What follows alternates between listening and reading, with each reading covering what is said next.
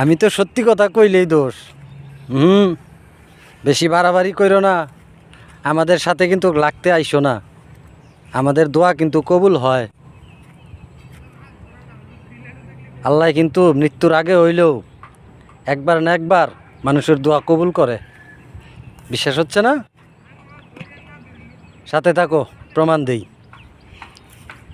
ছোটোবেলায় যখন আমরা লেখাপড়া করতাম, বাবা মা যখন লেখাপড়া করার জন্য পিটাইতো, পড়ার টেবিলে বসে পড়ার ফাঁকি দেওয়ার জন্য আমরা দোয়া করতাম, আল্লাহ কারেন্টটা যাইতো গা। আচ্ছা, আরেকটা প্রমাণ দিই। যুবক বয়সে কাউকে প্রপোজ করলে বারবার যখন প্রপোজ করে ব্যর্থ হইতাম, তখন কিন্তু দোয়া করতাম, তুমি কিন্তু জীবনও সুখী হইবা না, কইয়া দিলাম। ছোটোবেলার কথা আর এই যুবক বয়সের কথা প্রমাণ 2026 সালে অক্ষর অক্ষরে মিলে গেছে। বিশ্বাস না হলে প্রমাণ দেখেন। কারেন্ট নাই, বাকিটা বলবো না, আপনারাই বলে দিবেন কথার প্রমাণ পাইছেন কিনা।